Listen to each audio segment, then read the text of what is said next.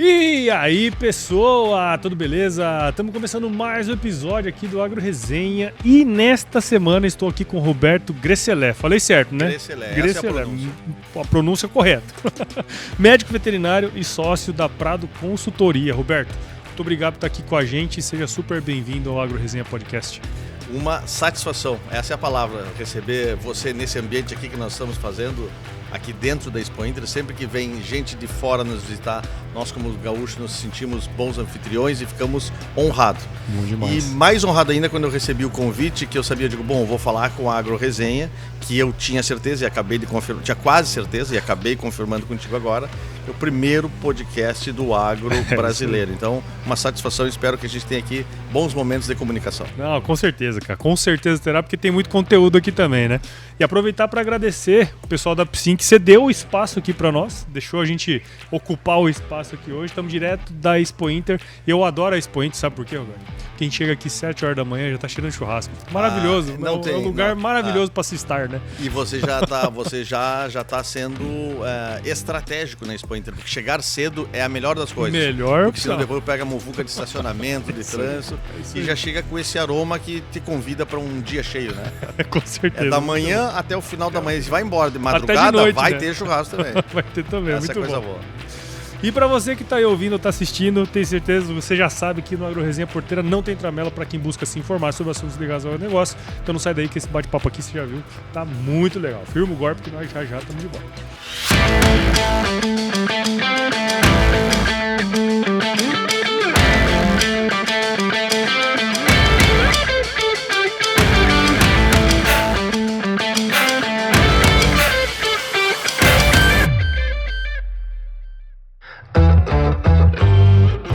Muito bem, estamos aqui de volta com o Roberto. E Roberto, pra gente começar essa resenha aqui, cara, conta um pouquinho da sua história aí pra gente. Beleza. Eu sou natural de Santana do Livramento. Santana. Você sabe que eu já fui em Santana do Livramento. Sério mesmo? Verdade. Pelo agro ou foi fazer compra nos free shops? Fui eu com minha esposa, porque nós partimos dali um mochilão por Uruguai e Argentina. Olha então, mais um ponto de conexão e que a gente vai ter conteúdo. Eu sou natural de Santana do Livramento. Morei lá meus primeiros 17 anos de vida, quando eu saí e vim embora para Porto Alegre para estudar o curso superior. Eu fiz medicina veterinária, depois fiz um mestrado em produção animal e iniciei um doutorado em produção animal. E aí, depois quando eu estava na metade do doutorado, surgiu uma oportunidade, e eu vou contar isso porque tem uma linha de raciocínio sobre o que eu faço hoje. Surgiu uma oportunidade da metade do doutorado de eu ir embora para Rondônia. Certo? Abandonar o Rio Grande do Sul amado e ir embora para Rondônia. Bem diferente, né? 4.200 quilômetros da minha casa, da minha cidade natal, Santana do Livramento. E eu topei o desafio. Na época, com a minha noiva, fomos os dois embora e lá começamos a nossa vida profissional. Então, e por que hoje, e eu estou contando isso no Agro Resenha já no começo, porque isso explica muito de quem forjou o Roberto. Eu sou uma pessoa que gosto muito de gente, eu gosto de trabalhar com pessoas, eu gosto de desafios e gosto de conhecer. Eu sempre disse que o Brasil é um país muito grande e eu não gostaria de me reduzir a apenas um local. E aqui eu não estou falando do Rio Grande do Sul em específico, porque quando eu fui em Rondônia eu não fiquei limitado ao estado de Rondônia.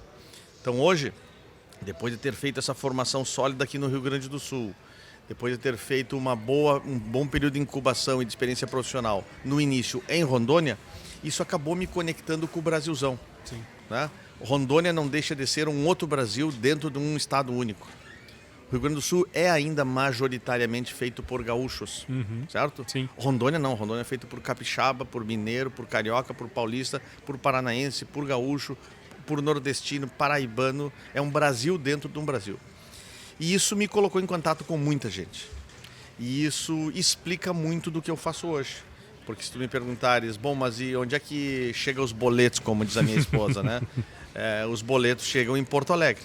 Mas eu felizmente trabalho no Rio Grande do Sul, trabalho em vários estados do Brasil, que eu vou te contar aqui ao longo desse bate-papo. Pois é, cara, e é interessante isso aí, porque eu ia chegar nessa história da Rondônia, né? Mas tem um ponto, cara, que eu acho interessante, porque assim, eu quando fiz faculdade, né, fiz agronomia, e eu lembro de um professor falar assim, cara, por que você não faz um mestrado? Aí eu pensei assim, porra, bicho, mestrado, eu não quero ser professor, sabe? Porque a visão que a gente tinha de mestrado é justamente, porra, você vai fazer mestrado, você vai seguir a carreira acadêmica até um dia você ser professor na universidade e tudo mais. Que é o caminho, uma trilha acadêmica. Uma trilha acadêmica, vamos dizer, normal, vamos dizer assim, né? E você não, né, cara? Assim, por mais que você foi pra lá pelo mestrado, mas você, depois que terminou o mestrado, seguiu por um caminho diferente, né? Como que foi essa questão do mestrado na sua vida e por que você decidiu fazê-lo, né? Sim, na verdade eu já estava no doutorado quando surgiu o convite foi para ir lá, doutorado, né? Verdade. Mas e você não estava errado. Por quê? Porque classicamente quem trilha a carreira do mestrado e do doutorado está pensando numa vida acadêmica. Sim. Acadêmica /científica, isso, né? Você pode ser professor de uma universidade ou você pode ingressar via uma universidade, via uma pesquisa, beleza. Esse é o clássico. Porém, o caminho que eu percorri, as disciplinas que eu fiz dentro do pós-graduação, seja ele o mestrado ou o tempo de doutorado, que eu não concluí o doutorado porque o convite chegou e eu fui embora trabalhar, eu sempre me relacionei com profissionais que me mostravam mais o lado de fora da ciência. Me diziam, isso aqui é ciência, mas ali no mercado se aplica assim. Então eu sempre fui muito conectado com iniciativa privada. Nós estamos aqui na Psim, que é uma empresa privada. Então eu sempre fiquei pensando como que eu me relaciono com isso. E aí, estava nascendo naquela época, eu estou te falando aí de 2004, 2005, estava nascendo cada vez mais forte a questão do mestrado, doutorado profissionalizante, que é diferente do acadêmico. Sim. Este profissionalizante te faz exercitar e praticar conceitos que a graduação te deu, mas de forma 100% conectada com demanda de mercado. O que eu fui fazer em Rondônia? Eu fui implantar o primeiro curso de medicina veterinária do norte do Brasil.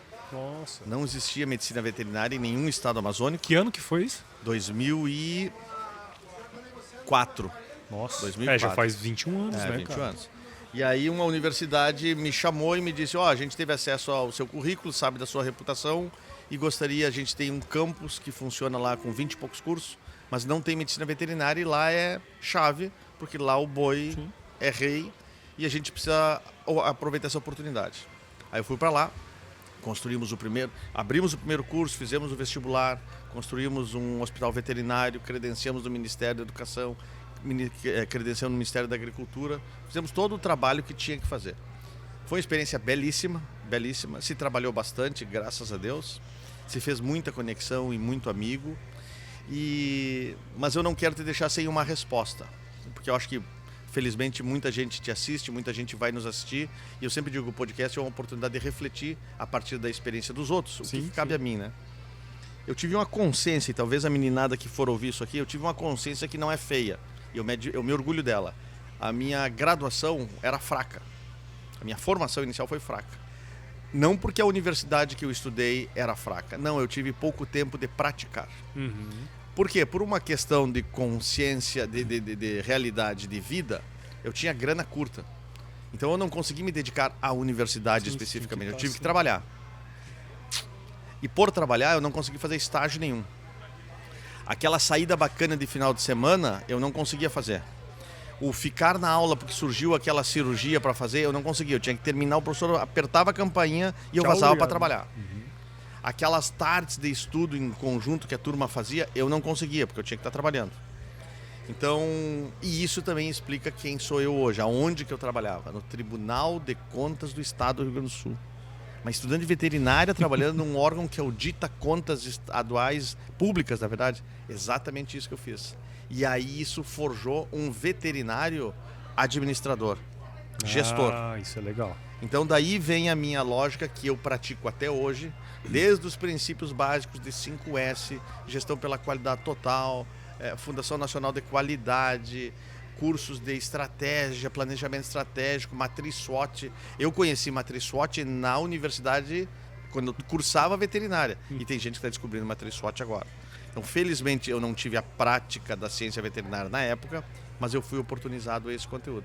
E, graças a Deus, eu consegui combinar isso na atuação que eu faço até o dia de hoje. Não, cara, isso é muito legal, né? Porque, assim, eu tive entrevistando a Mariângela Hungria aqui no podcast há pouquíssimo tempo atrás, quando a gente fez 400 episódios, né? Certo. E ela contou uma coisa, cara, que eu achei fenomenal. Ela falou assim, eu era uma pessoa que totalmente todo mundo falava que eu não ia dar certo. Primeiro porque eu era mulher, fazendo agronomia na década de 70. Segundo que eu tive uma filha durante a faculdade. A minha segunda filha tinha necessidades especiais. Certo. E aí ela foi trabalhar com a Joana Dobereiner, que é, né, da parte... E ela gostava de biológicos. Então, numa época que o químico era o rei, né? Sim. E ela falou assim, cara, por ter essa especificidade com a minha filha, eu não podia viajar para ir para congresso e tudo mais, então eu tinha que ficar. E no que eu tinha que ficar, eu tive que trabalhar, escrever artigo e fazer coisa e tal. Falando, na época eu enxergava como talvez um empecilho, né, uma coisa que eu tinha que fazer aqui. Mas hoje eu vejo que isso foi bom para mim. E a vida é assim, né, cara? Mas eu vou te dizer uma coisa sem nenhum tipo de dúvida, tá? Isso só o tempo nos dá a coragem de admitir. Só o fio da barba branco, o cabelo branco nos permite assumir, né? E a gente hoje vive num tempo de rede social, que a gente sempre diz, né? Na rede social tudo é perfeito, na rede social todos os dias são felizes, não tem nenhum dia de tristeza, não existe dificuldade, né? Não existe oscilação de humor. E a vida a gente sabe que não é isso. Então, ela não sabia que era, como aquele ditado, não sabia que era impossível, foi lá e fez. É isso aí, né? Exatamente. Eu tive um exame de autoconsciência dizendo, cara, os caras que estão saindo comigo da faculdade são melhores que eu. E se eu for pro mercado brigar com eles eu vou tomar pau. E foi então, aí que você decidiu, então... Aí foi que eu fui fazer o mestrado. Entendi, cara. E aí, só que quando eu fui fazer o mestrado, eu já fui claro. Eu me lembro da minha primeira entrevista. Imagina a coragem, né? Os caras me perguntando na banca, na Universidade Federal do Rio Grande do Sul, qual o seu desejo de linha de pesquisa, não sei o que. E eu digo, nenhuma. Eu vou fazer um experimento aqui conforme a gente combinar, conforme a gente... É o pré-requisito do programa, isso eu vou cumprir. Mas eu não quero ser pesquisador. E os professores diziam, mas o que está fazendo aqui então se não quer seguir a carreira acadêmica? Eu disse, eu quero me qualificar. Mas isso não vai prejudicar em nada o programa, eu vou fazer tudo o que precisa fazer, eu vou extrair o máximo de conhecimento, mas eu não vou ser professor. Eu vou pegar o tempo de mestrado, o tempo de doutorado e não me arrependo. Mas também eu preciso agradecer e reconhecer o trabalho dos verdadeiros mestres, né? Dos verdadeiros professores. Que não é à toa a palavra orientador. Eu tive bons professores nessas disciplinas e, sobretudo, o meu principal orientador, o professor Júlio Barcelos, que me disse, viu, ele sacou qual é que era a minha. Ele disse assim, você tem um perfil que não é um perfil normal de medicina veterinária, do ponto de vista de trabalhar com reprodução ou de dar consultoria em fazenda. Você tem um perfil muito forte administrativo, gerencial, você tem uma visão boa de mercado. E essa é uma característica ainda não bem desenvolvida em todo mundo, tá aí uma via de diferenciação sua. Então entenda o papel de um orientador. Ele meio que me levantou, disse, tá olhando para aí, mas não é por aí, é para cá, ó. Sabe? Foi basicamente isso que eu entendi. Por isso que eu sempre reconheço esse papel dele até hoje. Sim. E o meu por acreditar, investir e dar o meu esforço. Eu brinco com meus filhos, que também é uma coisa muito legal da gente assumir, e a gente só assume com o tempo, né? Eu digo, meus filhos, o mais velho que está indo para a reta final da escola, eu digo, meu filho, teu pai nunca foi uma pessoa inteligente, eu sempre fui muito esforçado, sabe? Eu compensava, eu nunca tive QI acima da média. Sou bem aguinha mora. Eu tinha bunda na cadeira acima da média. Agora, né? hora de dedicação. Na dedicação, olha, posso dizer que poucos me ganhavam. Quando meus colegas estudavam 3 horas, eu estudava 12, sabe? E acho que é por aí, foi por aí o começo. Cara, e olha só, vira e mexe isso me vem assim, quando a gente está conversando com alguém, que é o poder de uma pessoa que ela tem na vida da gente em determinados momentos, né, cara? Você chama de orientador, porque você estava no mestrado, mas a gente pode chamar de mentor, como um tutor e tudo mais, né? Certo. Porque tem coisas que a gente, em determinado momento, a gente está tão imerso no que nós estamos fazendo, no que nós estamos pensando, que a gente não tem tempo de levantar a cabeça e olhar o macro, né, cara? E o papel fundamental de pessoas como o seu orientador, né? E foi essas pessoas que passam pela nossa vida, e eu tive felicidade de conviver até hoje com várias pessoas que volta e meia te ajudam, não que eles operem a sua vida, não que eles operem a sua mudança, mas no mínimo um comentário, uma boa prosa te faz refletir. Sim. E volta e meia, há pouco tempo atrás, tomei decisões bem importantes na minha empresa com base numa boa conversa que eu tive com uma pessoa que eu respeito muito. E falando sobre modelo de escalar negócio, de por que você não mora em São Paulo e fica morando no Rio Grande do Sul, e a questão de segue como você está, ou você podia terceirizar o negócio, aumentar os braços. Tudo isso são prós e contras que eu ainda sou muito atento a orientações, a conselhos, a troca de informações de pessoas que vêm fazendo um bom trabalho. Eu acho que o agronegócio brasileiro tem excelentes referências. Essas referências estão mais perto do que se imagina. As pessoas hoje, com o advento da comunicação, estão mais acessíveis. Verdade. Eu tenho cara de pau, até hoje, de vez em quando, no aeroporto. Professor, encontro o professor lá. Sou seu fã, sigo seus trabalhos, mas não o fã do likezinho lá, né? Eu respeito a sua linha de raciocínio, gosto das suas argumentações. Se eu permitir, eu vou lhe mandar um e-mail, vou lhe mandar uma mensagem do WhatsApp, a gente vai conversar. Queria saber a sua opinião sobre... Eu não me... O esforço, novamente, eu não me furto de fazer isso pelo bem dos meus clientes, pelo bem da atuação de trabalho que eu faço até hoje. Claro, sem dúvida, isso é muito legal. Cara, eu acho que acabei nem te perguntando, né? De onde que surgiu o desejo de fazer a veterinária? Pois então, porque Santana do Livramento é uma cidade 100% pecuária, né? 100% não, hoje com bastante agricultura, mas maciçamente pecuária. Eu não sou de família de produtores rurais, mas em Livramento, se eu tinha 30 colegas de sala de aula, 15 tinham campo. E o final de semana a gente ia para as fazendas. Então aquela questão do cavalo, da natureza, de mexer com o boi, de mexer com a ovelha, fez parte da minha infância. Em Livramento se aprende a andar a cavalo antes de se aprender a andar de bicicleta. Né? Sim. Então o sonho de ser jogador de futebol, o sonho de ser astronauta, em Livramento tinha um terceiro, ser veterinário. Né? E eu fui um desses que foi picado por essa moça que queria ser veterinário. Legal. E aí veja a vida da gente e os orientadores. Né? Na minha cabeça eu era um míssil teleguiado. Eu vou sair de Livramento, eu vou fazer medicina veterinária, eu me formo, no dia 2 da formatura eu estou em Livramento de novo, administrando uma fazenda. Vou pegar uma fazenda. E era isso que eu ia fazer na minha vida. Já tava predestinado. E aí a vida vai te mostrando caminhos e felizmente tu tá atento e faz essas conexões que a gente tava conversando. E dizem que é por isso que universidade chama universidade, né? Claro. Porque é um universo ali dentro. Universo. Eu lembro, cara, eu saí de Mato Grosso com 18 anos, 17 anos, fui pra Piracicaba, entrei num lugar que, nunca tinha visto, gente de todos os lugares e tal, né? Então você, vai abrindo a mente pra um monte de coisa que você não estava esperando ter ali, né? E é muito importante porque eu tenho muita responsabilidade também com o que eu falo, né? Não há nada de errado fazer escolhas diferentes e escolhas menores. Se eu tivesse voltado para Santana do Livramento, se eu tivesse sido um gerente de uma fazenda, não estou dizendo que eu não seria feliz. Sim. Só minha vida seria outra. Né? Assim como alguém pode pensar, tá, mas tudo bem, Grecelé, dá para fazer coisas... Eu que não fui para Rondônia, fiquei aqui. Ou você não terminou o doutorado. Eu terminei o doutorado e estou numa posição melhor que você também. É válido? Tudo bem. Desde que a gente encontre felicidade, tem duas coisas que eu apregoo por onde eu ando, seja em palestra, em lives, em podcast. Né? Eu acho que o insumo mais caro e mais precioso da era que nós vivemos é conhecimento.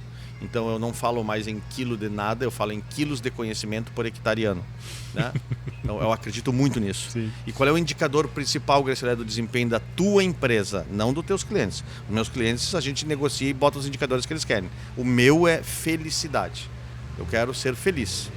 Quero dar a felicidade para minha família, quero prover isso para eles. E o dinheiro é um dos caminhos, mas eu quero ser realizado, eu quero me dedicar.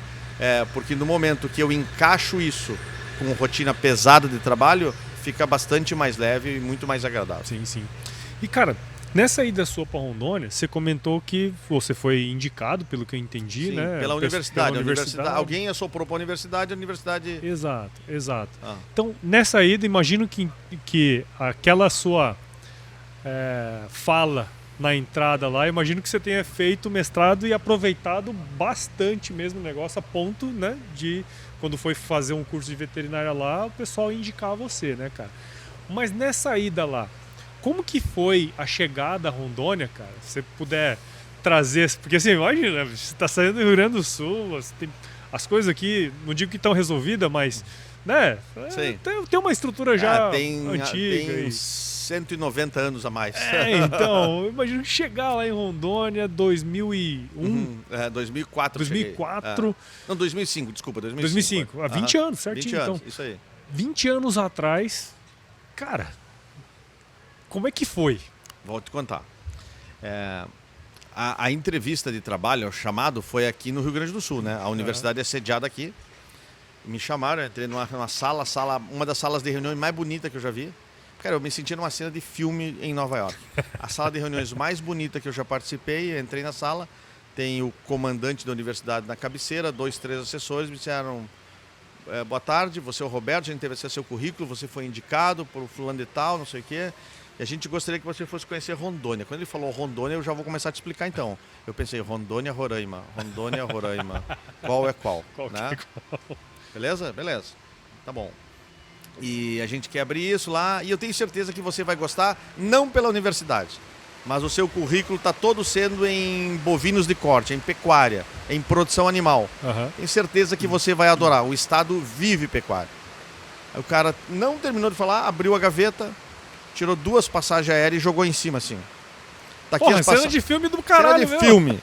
Que massa, cara. Os caras tinham me estudado. Você tem uma namorada? Eu digo, sim, minha noiva. E eu digo, eu posso contratá-la se eu aceitar? E ele disse, pode. Serviço particular, privado, não tem nepotismo. Sim. Se ela for competente, sim. Se não, não. E eu digo, ok. Vocês vão lá, conheçam Rondônia. Se vocês gostarem, a gente fecha esse negócio. Se vocês não gostarem, não tem problema nenhum. E aí o cara, muito mais experiente que eu, era um menino, sim. O cara aperta a minha mão e diz assim, você vai gostar. Sabe aquela coisa? O cara foi pra te fazer um pitch de venda mesmo. Isso aí. Aí eu fui, moleque, avisei pra minha mãe, a minha mãe já começou a chorar quando eu disse isso, né? Imagina. E eu fui. Cara, quando abriu a porta do avião, eu disse, não vou ficar aqui. Por quê? E muita gente de Rondônia vai ouvir aqui e não tem nada a ver com Rondônia em si, mas o clima. Eu fui lá no meio da estação da seca. Nossa, chegou. Eu cheguei no pezinho de julho, mais ou menos. Quando eu entrei em Rondônia e vi aquela coisa cinza, uma fumaça que o avião não conseguia furar para aterrissar e abre a porta, eu disse, cara, não tem como morar aqui. Só que aí tu vai indo para a cidade, 10 minutos depois eu já comecei a mudar a opinião. Porque o outdoor era de sal mineral. O outro outdoor ali era ivermectina. E foto de Nelore, e seja bem-vindo, e rodeio não sei o que, e exposição. Opa! Que é o meu lugar. Eu nunca tinha visto uma cidade que respira pecuária. Sim, que massa. Aí eles organizaram, para não dizer armaram para mim. Eu tive uma série de reuniões ao longo da semana, conheci pessoas, e todo mundo seduzido, querendo me seduzir, ou melhor, me mostrar aquilo que seduziu eles há 20 anos atrás. Que é, cara, eu vim para cá com uma mão na frente e outra atrás, hoje eu tenho A, B e C. Eu vim aqui com 5 vaquinhas, eu vendi 10 hectares no Rio Grande do Sul, hoje eu tenho 5 mil em Rondônia. Aí tu começa a ouvir aquelas histórias e o olho começa a ver. Não é só o que você ouve, é o que você começa a ver. E eu disse, vou topar. E assim foi. Então foi uma relação de um Brasil completamente diferente, né? Sim. É um Brasil totalmente por fazer. Quando eu fui por Rondônia, das avenidas principais, talvez umas 5, 6 eram asfaltadas. Eu fui morar em Ji-Paraná, bem região central. Quando vai ao Cone Sul, ali, Vilhena, já são cidades um pouco mais estruturadas, né? Mas Ji-Paraná é uma cidade grande, muito importante até hoje. A capital do estado, Porto Velho, ela tem a sua importância geopolítica, na verdade, mas não é importância econômica, né? O grosso do desenvolvimento está em Vilhena, está em Cacoal, está em Ji-Paraná, está em Cerejeiras, Chupinguai. E Ji-Paraná é muito importante hoje, mas faltava estrutura urbana. Sim. Tu via esgoto, tu via rua, atoleiro no meio da cidade. Quando eu cheguei, poeira sem fim, eu disse, cara, vai ser difícil. Só que tem uma coisa que torna esse país incrível e torna o Mato Grosso. O teu Mato Grosso é a mesma coisa, Rondônia é a mesma coisa. Como todo mundo, ninguém estava lá, a não ser a origem indígena, ninguém estava no Mato Grosso há 60 anos atrás. Ninguém estava em Rondônia há 60 anos atrás. Ninguém, maneira de dizer, né? Sim. Então todo mundo que foi para lá, ralou. E quando vê você chegando para ralar, ele quer que você sofra menos. É isso aí. Ele te ajuda. Isso aí. Me dá a mão aqui que eu vou te levar, vamos desviar daqui, que por aqui fica mais fácil. E eu fui muito bem acolhido. Eu e a minha esposa, tanto nós profissionalmente, quanto o trabalho que a gente foi desenvolver, a comunidade de Rondônia abraçou o curso de medicina veterinária. Ah, que legal. Eu tive pais de alunos que vieram e pagaram o curso de medicina veterinária à vista, como forma de incentivar e acelerar a construção civil do hospital veterinário. É mesmo? Que massa, cara. Gente que disse, cara, se precisar ir, eu dou umas cabeças de boi para fazer o plantel da universidade. Aí as empresas privadas diziam, precisa de um trator, precisa de arame. Quando precisar reformar a pastagem aí, o adubo, você fala comigo. Assim como eu estou te falando, e assim a coisa acontecia. Então foi uma experiência muito bonita, um estado muito acolhedor, de gente trabalhadora. Quem vai para lá, seja para fazer pão, seja para ser dentista, para ser veterinário, sabe que foi para lá para ralar. Sabe que foi para lá. E eu repito, o teu Mato Grosso é a mesma coisa. Sim. Mato Grosso do Sul, essa é a história do agronegócio brasileiro, né? Sim, cara, isso é muito legal porque assim, é igual você comentou, né? 50, 60 anos atrás, cara, o cara que ia pra lá, ele não tinha muita alternativa, né, o Roberto? Porque assim, cara, é chegar, se lascar de verde e amarelo, e a grande maioria não deu certo. Teve que voltar embora pra trás, né, cara? Então, quem tá lá hoje, chegou naquela época, o cara ralou pra caramba e sabe o valor de quem gosta do trabalho, né? Até porque tem muita história que a gente conta hoje de uma forma... Tem formas diferentes de contar a mesma história, né? Do agronegócio do oeste brasileiro, né? Passando por esse Paranazão aí, o Mato Grosso Sul, o Mato Grosso, Rondônia, o Acre. Existe uma forma heróica, épica, existe uma forma um tanto mais romântica, mas existe um lado sombrio disso, né, cara? Pessoas perderam familiares para malária, para conflitos armados, perde-se, infelizmente, até hoje, de vez em quando, dá uns cripocó, né? A gente teve gente que sofreu muito, né? Hoje nós estamos numa era de comunicação. Se você for morar em Rondônia, a gente fala pelo Viva Voz, ou melhor, pela chamada de vídeo, sem custo, por um aplicativo de graça que é o WhatsApp. Isso não existia. Não existia há 10 anos atrás, quiçá... Então tinha um... Em 2005 você tinha que pagar SMS para enviar um SMS. Exatamente. E então, assim, sofria-se. Estamos falando de sofrimento. As pessoas ficavam com saudade, as pessoas não visitavam, as pessoas vinham ao Rio Grande do Sul, às suas origens, uma vez a cada 2, 3 anos, umas pessoas nunca mais voltaram. Não se tinha a facilidade de pegar um avião hoje e parcelar uma passagem aérea em 10 vezes no cartão. Que hoje em dia, eu sempre digo, qualquer pessoa viaja de avião hoje em dia, desde que tu consiga parcelar. Tudo isso ameniza a realidade hoje. Mas há 30, 40 anos atrás, quando abriram Mato Grosso, 50 anos atrás, quando abriram Rondônia, a história era outra. Então, isso faz com que, até hoje, eu me mantenha consciente da minha função na engrenagem da agropecuária brasileira. Eu sigo me esforçando até hoje, em respeito, inclusive, para mim ganhar meu dinheiro é óbvio, mas em respeito ao que todo mundo vem fazendo há bastante tempo. Né? Legal. Porque o país agora está pronto, né? Mas eu chegar agora a sentar e ficar falando bonitinho no podcast, parece que eu cheguei e o baile já estava armado, né? Não, teve gente que construiu, teve gente que limpou, teve gente que organizou, teve gente que ralou. E isso é que faz a riqueza do agronegócio brasileiro. E, cara, outra coisa assim que eu acho que entrando um pouquinho mais nessa parte técnica, né? Por exemplo, assim, você saiu aqui do Rio Grande do Sul, lá de Santana, que provavelmente não tem uma cabeça de Nelore naquele lugar. Não. Né? E você foi para um lugar que é só Nelore, boi branco. Só boi branco. Né? O que você aprendeu lá que hoje você consegue trazer talvez para os seus clientes aqui? E o que você levou daqui para lá, assim, cara? Muito bom. Essa pergunta é muito boa. Primeiro que você chega além da questão climática, você chega num estado de que a indumentária do pessoal é diferente. Né? Todo mundo calça corrida e aqui a gente usava bombacha, né? A gente usa uma bota por fora da calça até o joelho, todo mundo usa a botina lá. O nosso chapéu aqui é a aba reta, lá é a aba... Tudo é diferente. A encilha do cavalo é diferente. O cavalo é diferente. Os hábitos culturais que tem a turma do campo em Rondônia são absolutamente diferentes das rotinas de uma fazenda do Rio Grande do Sul. Então eu tive que socialmente entender esse funcionamento. Essa é uma coisa. E a outra coisa é a pecuária em si. Tudo que eu havia aprendido na faculdade, você é agrônomo, todas as forrageiras, sejam elas gramíneas e leguminosas, eu abri, botei no lixo. Porque eu estudei trevo branco, trevo vermelho, festuca, cornichão, azevém, aveia. Se você falar isso alfafa. Lá, parece que você está xingando alguém, né? Aí eu cheguei lá, Tanzânia, Capim Tanzânia, Mombaça, Pânico, C3, C4, não sei o que, e Colonião, e braquiária brisanta, e braquiária não sei o que, aí cigarrinha, que nunca tinha ouvido falar, né? Só de ler do trabalho, morte súbita, beleza. E aí vem o elemento boi.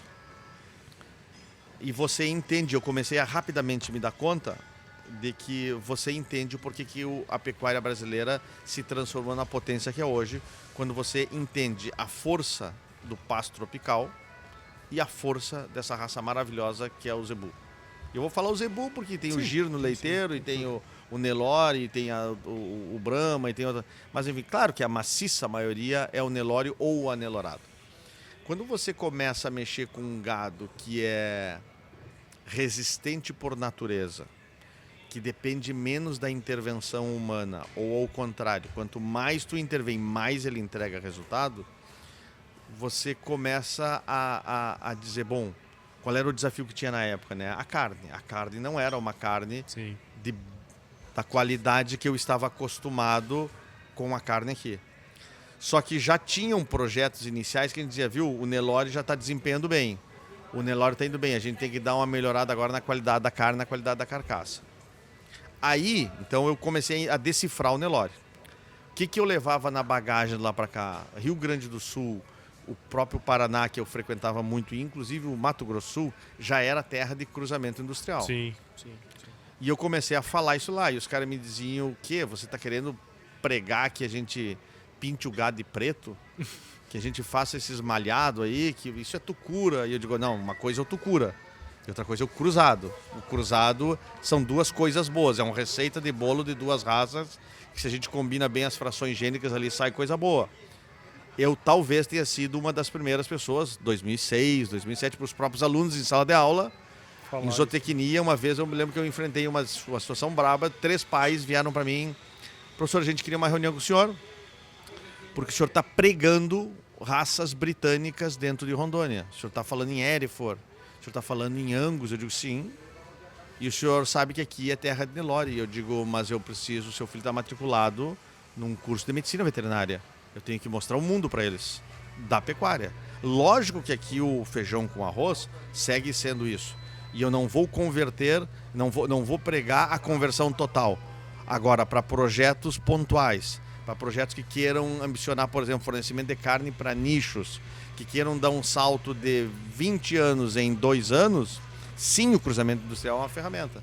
Tanto que hoje, felizmente, eu mantenho uma boa relação com os alunos e eles me mandam, ei, professor, lembro das suas aulas, o senhor falava em Angus, lá em casa hoje 70% da vaca é cruzada já. Aí, ó. Professor, começamos um projetinho de confinamento, 1.200 cabeças, tudo pretinho. E eu digo, bom, beleza, deixa a vaca Nelore no pasto, segue fazendo dela a tua matriz, mas usa esses temperinhos aí que, felizmente, a ciência te oportuniza, né? É, legal. E aí, cara, já vamos entrar, então, na Prado Consultoria. Certo. Né? Porque, imagina, toda essa experiência que você teve, né, cara, tanto no mestrado aqui, fazendo curso lá em Rondônia, quer dizer, imagino que sua cabeça abriu de uma maneira espetacular, né, cara? E com todos esses contatos, como você falou mesmo, você gosta de conhecer gente, de conversar e tal. Conta um pouco da experiência de ser o dono da própria empresa aí, né? Que é a brincadeira que eu chamo aqui do próprio otário, né? Isso. Tá, porra. Deu um acidente ali, Deu um espero acidente. que não tenha se machucado. Bom, mas vamos lá. Quem sabe faz ao vivo, né? É isso aí, a Expo Inter é isso, Expo Inter né? é assim. Deixa eu te explicar. Vamos pular para a Prado, tá? A Prado está completando agora seu 6º ano de existência, tá? É uma empresa chamada Prado Estratégias para Agronegócio. E eu, inclusive, digo, mais importante que o nome é o sobrenome. A explicação do que eu faço está no sobrenome. Eu trabalho com estratégias de desenvolvimento do agro. Desenvolvimento do quê? Desenvolvimento de crescimento, estratégia de desenvolvimento, estratégia de crescimento, estratégia de marketing, certo? Por exemplo, eu atendo basicamente organizações, companhias, associações, cooperativas. Eu não atendo um produtor rural em específico. Entendi. Eu não dou consultoria em fazenda. Eu dou consultoria para grupos de fazendas, para grupos de produtores, para uma determinada raça. Por exemplo, atualmente sou executivo, chefe da Associação Brasileira de Brangos, que me contratou há 5 anos atrás para bolar uma estratégia de expansão da raça, de desenvolvimento, de organização do trabalho que vinha sendo feito. Então, eu atendo entidades que querem sair de um ponto A e ir para um ponto B, seja essa métrica financeira, número de sócios, distribuição territorial, tamanho de rebanho. O que queira crescer de um ponto A para um ponto B, a minha empresa dentro do setor de pecuária de corte consegue atender. A vantagem de ter percorrido esse caminho até aqui, porque teve outra empresa antes disso, teve 8 anos de Sebrae, eu fui coordenador de pecuária de corte Sebrae Rio Grande do Sul, eu tive bons contratos e bons trabalhos com indústria frigorífica antes, isso me entregou, há 6 anos atrás, condições de dizer, eu vou para o mercado sozinho. Você cansa de ter chefe, você cansa de cumprir horário, você cansa de realizar trabalhos que você não acredita. É isso aí. E isso é desprendimento. Essa é a parte boa. A parte ruim é que os boletos chegam, né? Correr atrás, tem que correr atrás, né? E então, sem dúvida, aí eu junto tudo. Posso te dizer que eu junto tudo. Eu junto os 5 anos em Rondônia, os quase 20 e tantos anos estudando, as boas horas e horas e horas de conversa inspiradora com pessoas que eu tive e que me ampliaram visão. E hoje, por exemplo, aquilo que eu te disse que Rondônia é o Brasil dentro do Brasil, qual é a beleza, né? A gente aprende isso quando estuda um pouco mais de agronomia, né? Um professor meu de Forrageiras aqui no Rio Grande do Sul, ele dizia isso. O problema é que nós teimamos em transformar a vida no campo em algo homogêneo e a natureza é heterogênea. As árvores não têm naturalmente, a árvore nativa não tem uma ao lado da outra igualzinha, né? Nós é que queremos uma plantação só de eucalipto. Padronizado. Ou só de acácia, né? A gente não pode ver um pezinho de coco e vai lá e lida com ele. A natureza não foi feita para isso. A heterogeneidade de Rondônia, a heterogeneidade das pessoas que eu lidei em São Paulo, no Mato Grosso, nesse tempo antes de chegar aqui, é que me deram condições de fazer o que eu faço hoje. Porque qual é o negócio do meu trabalho hoje, né? Que foi assim desde sempre. A primeira reunião é com um paulista, antes do almoço uma pequena chamada telefone com um mineiro e uma apresentação de um projeto final para um gaúcho de tarde ou para um paranaense. 3 cabeças completamente diferentes, 3 métricas completamente diferentes. Como eu atendo entidades, na própria entidade é um mix. Sim. Eu vejo que eu estou apresentando um projeto, olho no olho da pessoa, e eu vejo que eu estou agradando o diretor financeiro e desagradando o diretor de marketing. Ou o inverso. Desagradando no sentido de tá afinado mais com o ouvido de um e desafinado com o ouvido do outro. E que para mim, de vez em quando, E isso quem me deu foi esta heterogeneidade de formação profissional. Desde os tempos de Tribunal de Contas, desde os tempos de universidade, desde os tempos de... Eu fui um cara, e você falou que você é agrônomo, né? Eu, nesse tempo de mestrado e 2 anos iniciais do doutorado, eu fiz bastante disciplina na agronomia.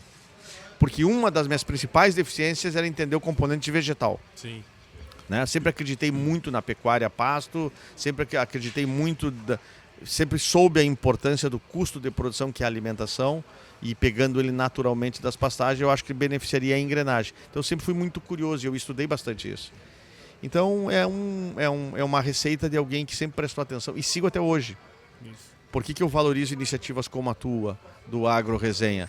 Eu digo, o agronegócio ficou melhor quando ele deixou de ser feito apenas por produtor rural, veterinário e agrônomo-zootecnista. Agora nós estamos, não digo na ponta final, mas no último capítulo da novela que nós estamos assistindo agora, nós estamos falando com IA. Nós estamos falando com um publicitário, com um marqueteiro, tem engenheiro de produção que trabalha em alguns projetos comigo. E aí está a riqueza da coisa, né? A heterogeneidade de pensamento, que é o que felizmente me faz entregar para os clientes o que eu entrego hoje. Legal, cara. E eu acho que uma particularidade que eu achei interessante é você trabalhar com as associações, né? Com essas entidades, né, cara? Conta pra gente como que é esse processo, por exemplo, te contratamos hoje, como que funciona o trabalho, assim? Certo. Tá. Basicamente, as pessoas me chamam, geralmente não, porque a coisa não tá boa. Né? Normalmente. Né? Não, então, ou as pessoas sabem o problema que tem e me chamam e dizem, Graciela, nós estamos com esse problema e gostaríamos de te ouvir uma proposta de projeto para resolver isso aqui. Ou as pessoas me chamam, Graciela, temos um problema e não sabemos qual é. Nossa entidade está perdendo sócios, a nossa entidade está ganhando sócio e o caixa não responde. Graciela, nós vai muito bem no território A e não desempenha no território B. Gercelé, a gente acha que esse projeto que nasceu no Mato Grosso, e eu de fato tenho clientes do Mato Grosso, nasceu no Mato Grosso, tem expansão para outro, tem potencial para expansão de outros estados amazônicos. Como que se faz isso? A gente não sabe fazer. Então tem isso. Então na minha jornada, te falei aqui, né? Atendo atualmente alguns clientes, me relaciono com muita gente que na sua essência são ainda produtores rurais.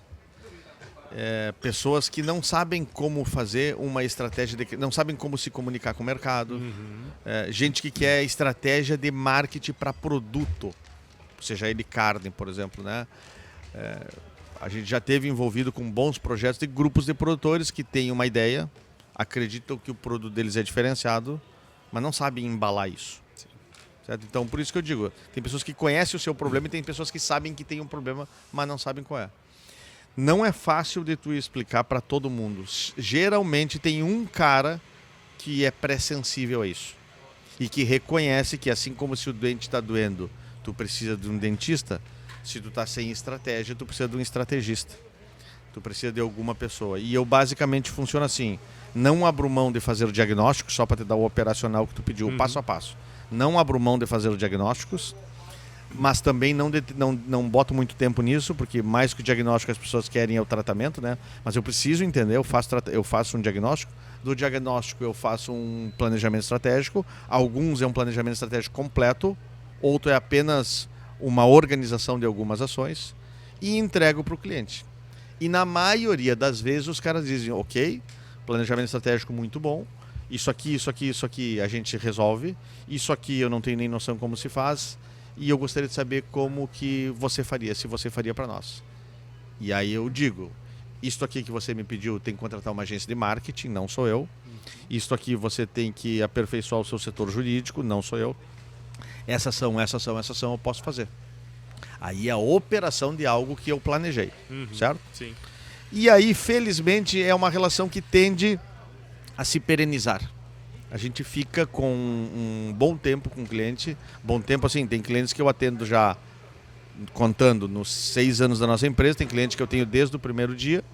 Então, o cliente mais velho que eu tenho tem 6 anos, tem clientes que têm 4 anos e tem clientes que são pontuais, que em 6, 8 meses tem início, meio e fim, porque era aquilo que se previa, era aquilo que ele queria. Legal. Então, repetindo, tem a Associação de Raça, tenho no portfólio de clientes aí Núcleo Feminino do Agronegócio, lá de São Paulo, a Liga do Araguaia, do teu Sim. Mato Grosso, a Companhia de Melhoramento do Nelore, do Nelore Seipe, a Associação Brasileira de Brangos, Clínica Remates, uma empresa de comercialização de animais no Rio Grande do Sul, Frigorífico Coqueiro no Rio Grande do Sul. Eu tenho 2 clientes no Rio Grande do Sul e os meus outros clientes são todos Brasilzão.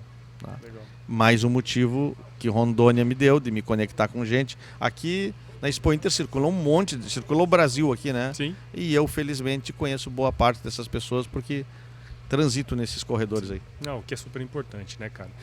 E pra gente ir pros finalmente aqui, Roberto, uma coisa que eu gosto de trazer, porque assim, você teve uma experiência muito interessante, né? Assim, desde a universidade, a ida pra Rondônia, nessa visão, hoje trabalhando com consultoria.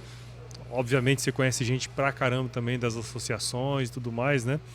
Pra quem tá começando hoje, cara, no universo profissional, que dica que você daria pra um jovem aí que tá nesse processo, cara? Tá, esse aí sim, classicamente daria outro podcast. Eu gosto muito dessa prosa, gosto muito mesmo. Eu não sou daqueles que bota rótulo em ninguém e que bota rótulo em gerações. Eu acho que nós estamos errando gravemente. E quando eu digo nós, é todos que estão no planeta nesse momento. Nós estamos segmentando as coisas em gerações. E a explicação, na minha opinião, não está apenas em gerações. Tem coisas que são geracionais. Mas nós estamos vivendo uma era de pessoas que não estão dispostas a ralar o que se ralou até aqui. E quando eu vejo preguiça em pessoas, independente se essa pessoa tem 15, 30, 20, 40 ou 60 anos, isso me incomoda.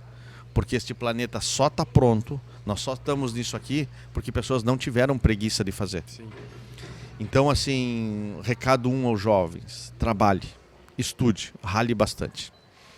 Segunda coisa, que eu acho muito importante: como nós vivemos num mundo caótico, do ponto de vista de velocidade de informação, de decodificação, de estímulos que nós temos, de canais, de rede social, de internet, N compromissos, né? O virtual, as possibilidades das ferramentas virtuais quase que dobraram a nossa jornada de trabalho, né? Porque não precisa vir até aqui, não, é só uma reuniãozinha, sabe só aquela reuniãozinha? Isso nos trouxe um desafio de nós nos equilibrarmos. E eu acho que aí tem um grande desafio. Então, eu te falei de dedicação, de esforço e não ter preguiça. E estou te falando de que a gente aí sim pode rotular de equilíbrio ou inteligência emocional. Sim. Mantenha-se dentro do seu eixo. Eu converso com boas pessoas, tecnicamente muito inteligentes e inábeis do ponto de vista emocionais. Pessoas instáveis, pessoas que surtam, pessoas que... E eu não estou falando que todo mundo tem que ser super-homem. Eu estou dizendo que você tem que ser cirúrgico, né? O neurocirurgião não pode ficar nervoso depois que o cérebro está aberto. Sim. E ele está operando, né? Sim. Então, se você entrou para atender, se você tem um desafio, seja equilibrado, faça aquilo que você tem que fazer. Essa é uma segunda coisa. Outra coisa fundamental para quem trabalha nesse mercado que eu trabalho entenda que as pessoas são diferentes, são heterogêneas, e entenda que você tem que ter não 2 discursos, mas você tem que ter técnicas de abordagens diferentes para pessoas diferentes. Se o ouvido do cara é mais financeiro, prepare-se com abordagem financeira para essa conversa. Se se o ouvido desse cara é mais visualização, do ponto de visibilidade, melhor dizendo, ele é um cara que gosta da imagem dele ou do produto dele, que esse cara é mais que a reputação dele importa muito, entenda que muitas vezes a lógica financeira não se aplica a esse cara. Sim. Prepare-se para isso, entregue um trabalho nesse sentido. Existem pessoas muito racionais, pessoas que é uma coisa que isso me dá bastante trabalho, né? Eu trabalho com pessoas que sabem fazer exceções e trabalho com pessoas com um perfil bem gerencial do ponto de vista de engenheiro de processo, que prazo é prazo, formato é formato e não afastam-se 1 milímetro. Uhum. E todos esses caras fazem parte do meu dia a dia. Então talvez essas 3 coisas fazem hoje um perfil de uma pessoa que tem uma boa chance de desempenhar e ter um bom sucesso para trabalhar naquilo que eu trabalho. É engraçado, né? Porque quando a gente pergunta isso para as pessoas, nenhuma das coisas que você falou é habilidade técnica hard, né? Não. É tudo soft, né? Não. Então é interessantíssimo isso, cara. E digo, tá? Claro que de vez em quando a gente, infelizmente, hoje está vendo. E aí sim eu acho que é uma coisa da juventude mais jovem. Da juventude mais jovem é boa, né? Da turma mais jovem. Algumas coisas que são básicas estão meio que ficando pelo caminho. Sim. A qualidade de uma boa escrita, sim. Uma capacidade de falar, uma questão de postura profissional, né? A camisa que você usa não precisa custar R$3.000, mas tem que estar limpa. Sim. Né? Tem que estar abotoadinha, você tem que ter uma postura profissional, você tem que ter condições de se comunicar claramente, você tem que... Horário, segue sendo horário, né? 8 horas é 8 horas, né, para todo mundo. Né? Eu estava enlouquecido porque não estava achando aqui o nosso local aqui, cheguei 4 minutos atrasado, isso estava me violentando, sabe? Então, acho que essas coisas, a questão de trato com as pessoas, eu não sei onde é que nós estamos perdendo a humanidade, a importância do bom dia, com licença, por favor, muito obrigado. Aquela coisa que eu digo para meus filhos, né? Levante-se e olhe no olho da pessoa para apertar a mão dele. Não cumprimenta ninguém sentado. Acho que isso a turma jovem não pode descuidar, porque senão isso pode desagregar do seu perfil profissional. Muito bom, cara. Muito bom, Graciela. Obrigado, cara, por você ter topado esse desafio aqui, né? Em época de feira, uma correria lascada. Mas foi muito legal conhecer sua história, conhecer um pouco mais do trabalho que você desenvolve. Espero que quem esteja escutando aqui ou assistindo a gente tenha entendido um pouco mais do seu trabalho, cara. Então, e muito obrigado e parabéns aí pelo trabalho que você desenvolve, velho. Muito obrigado. Eu me sinto como apenas uma pecinha dessa engrenagem da agropecuária brasileira. E te felicito, sinceramente, porque eu vejo que os canais de comunicação, que são diversos hoje, têm dado uma contribuição gigante. Você, por ser o primeiro podcast, 400 edições? 400 episódios. 400 episódios, não é pouca coisa. Isso tem a ver totalmente com esforço. Né? O pessoal não está vendo aqui, mas essa estrutura de bastidor é esforço, é recurso, é investimento, é conhecimento aplicado. tudo isso em favor do produtor, da pessoa que trabalha, do técnico. Então, te felicito, fico à disposição. Se no futuro quiser bater um papo sobre algum assunto recortado da nossa atuação, estamos à disposição. Com certeza. E já aproveita então, como que quem está escutando a gente aqui pode acompanhar seu trabalho. Pois então, no Instagram pode ser o @Roberto Gresselé, por ali tem o mais direto, né? Ou então o site da Prado, prado.agr.br. Fico à disposição de vocês. Ou aqui nos comentários do Agro Resenha, quiser conversar comigo ali, manda um comentário, depois a gente intermedia o contato e eu estou à disposição de todo mundo. Show de bola. Agora, para finalizar, Gresselé, a gente tem aqui um pequeno quiz. Vamos nessa? Vamos nessa. Debate pronto, sim? Debate pronto. Tá, vamos lá. Prometo que não tem pegadinha, eu vou te fazer algumas perguntas e você responde a primeira coisa que vier à cabeça. Tá. Beleza? Vamos lá. Roberto Gresselé, qual que é a sua música antiga predileta? Música antiga predileta? Minha Rainha. Nelson Gonçalves, de Noite Ilustrada. Uma coisa muito bonita que eu dedico à minha mulher. Muito bom. E qual que foi o lugar mais legal que você já visitou, cara? Roma. Roma. Puta, nunca fui, deve ser Roma. Da hora. Fantástico. Fiquei 4 dias e precisava de 20. Chique. E na cozinha, cara, qual que é a sua especialidade, meu? Carreteiro de charque. Um prato típico gaúcho e gosto bastante. Isso aí, cara. E, cara, tem algum livro que você leu e que você poderia compartilhar com a gente, que de alguma maneira impactou você, cara? Sim, Pai Rico, Pai Pobre. Bom, eu li em seguida do meu pai tinha falecido, eu perdi o pai com 16 anos e quando eu vim para Porto Alegre foi um dos primeiros livros que eu li e mesmo não tendo recebido dele a missão, o livro fez esse papel. Fez o papel. Então, legal. Pai Rico, Pai Pobre até hoje, que hoje quase que está banalizado, mas foi lá atrás na construção da parede de quem eu sou hoje, foi importante. É engraçado, cara. Tem alguns livros, Gresselé, que saem nessa conversa aqui, que eles são antigos e continuam sendo atuais. Um deles que sempre aparece é o Pai Rico, Pai Pobre, mas tem um outro que sempre aparece que é o Como Fazer Amigos e Influenciar Pessoas. Sim. Que são livros antigos, né, cara? Quer dizer, gente, né? É gente desde sempre, né? Sim. Interessante isso aí, cara. Agora uma mais filosófica, pra gente finalizar mesmo. Se você se encontrasse com o seu eu de 17 anos hoje, qual seria o melhor conselho que você se daria? Nossa, essa é profunda. Eu acho que não desperdice as oportunidades e na dúvida, faça. Não é na dúvida, não faça. Na dúvida, faça. Na dúvida, arrisque. Isso explica um pouco do que de empreendedorismo que eu acredito e pratico até hoje. Show. Muito bom, cara. E para você que ouviu ou está assistindo esse episódio até agora, eu tenho certeza que você viu o valor em tudo que eu conversei com o Roberto aqui. Então, considere compartilhar esse episódio com alguém que vai se beneficiar desse conteúdo. O Agro Resenha cresce na medida que você participa com a gente desse processo. Então, assine o Agro Resenha em todos os agregadores de podcast, Spotify, Deezer, Apple Podcast, qualquer um desses, tá certo? A gente está em todos eles. Esse podcast também faz parte da rede rural de podcast, cara. Então, junto com nós aqui tem outros vários podcasts do agro que você pode curtir e escutar aqui dentro das plataformas. Acompanhe também os outros podcasts aqui da casa. A gente tem um podcast que é o primeiro podcast de storytelling do Agronegócio Brasil, que chama Baseado em Fatos Rurais. Tem o Brasil que Produz, que é uma série itinerante que a gente faz também com produtores rurais. Então vai estar tudo aqui dentro do bolo, tá certo? Siga as nossas redes sociais no Instagram, Facebook, LinkedIn e Twitter. Entre no nosso site, lá no nosso grupo do WhatsApp, nosso grupo do Telegram.